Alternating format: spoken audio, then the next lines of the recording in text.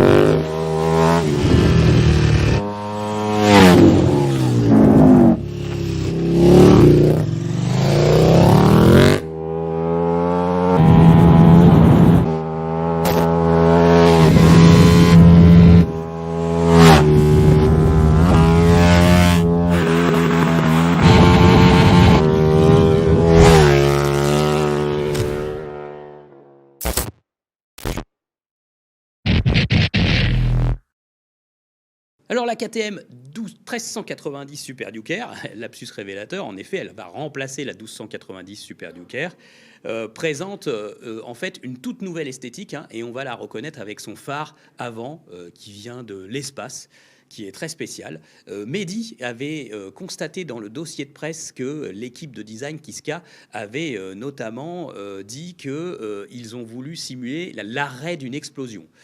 C'est plutôt réussi, en fait, ce phare, il est très très bizarre, il divise aussi beaucoup. Vous pouvez bien sûr donner votre avis sur l'esthétique de ce phare, particulièrement bizarre. Moi, j'y vois un peu la tête du prédateur, mais c'est assez spécial. Alors, ce phare a quand même une fonction, à savoir qu'il va permettre un nouvel éclairage sur la route. Il intègre des feux disposés de façon latérale pour pouvoir mieux éclairer sur les côtés. Il y a aussi des petites ailettes, donc il y a un appui aérodynamique au niveau de ce phare, et il a une fonction coming home, c'est-à-dire qu'en fait il va s'éteindre tout doucement quand vous allez couper le contact, de manière à pouvoir vous suivre et vous éclairer si vous ouvrez votre garage ou votre box.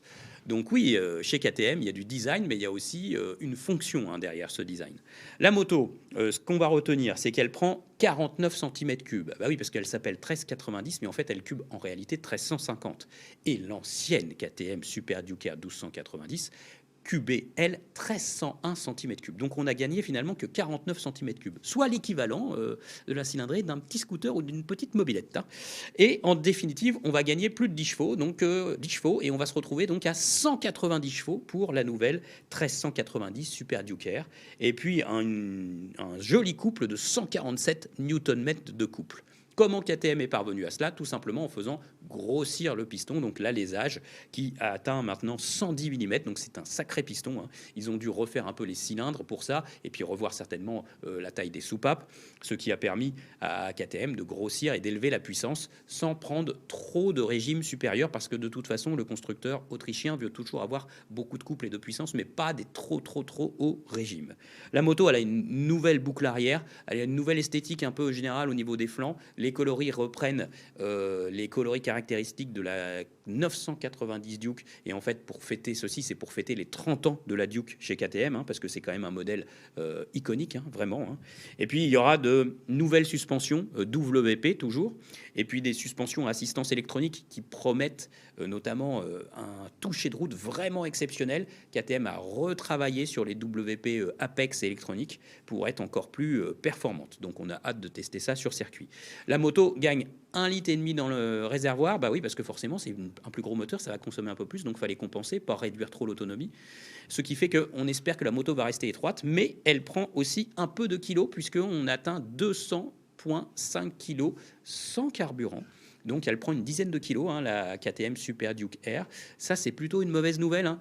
On sait que KTM mise beaucoup sur le rapport poids-puissance, et du coup, prendre un petit peu de kilos, c'est quand même un petit peu dommage à notre époque, alors que justement KTM fait partie des motos aussi qui sont très légères, donc ça, c'est un petit peu dommage. Donc des chevaux, c'est bien, mais c'est au détriment du poids ici.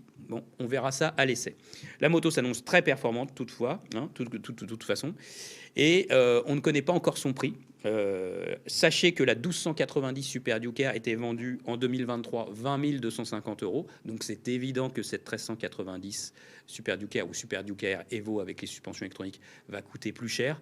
Peut-être 21 000, peut-être 22 000, on ne sait pas. En tout cas, ce sera plus cher. Elle arrivera en 2024, hein, bien sûr, dans les concessions. Et enfin, dernier bonus que je peux vous dire, c'est que finalement, est-ce qu'avec 190 chevaux, ça en fait le twin le plus performant que l'on a pu connaître sur la route ou sur les circuits?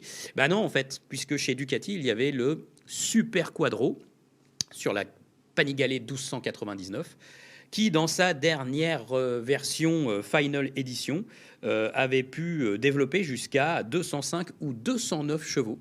Donc on n'est pas loin de presque 19 chevaux de moins que sur cette fabuleuse Ducati hyper sportive. Donc il y a encore un petit peu de chemin à parcourir pour le twin autrichien, mais ça n'est pas la volonté de KTM qui veut toujours rester sur un moteur qui prend moins de tours, qui a plus de couple, qui est plus une catapulte à bas et mi-régime. Et ça a franchement du sens pour un hyper roadster qui va rouler surtout sur la route. Voilà, donnez-moi votre avis complet sur cette moto. Peut-être que vous avez une KTM Super Duke R 1290, peut-être que vous êtes intéressé pour basculer sur celle-ci, peut-être pas, elle vous déçoit peut-être. Allez, dites-nous tout sous la vidéo. À bientôt.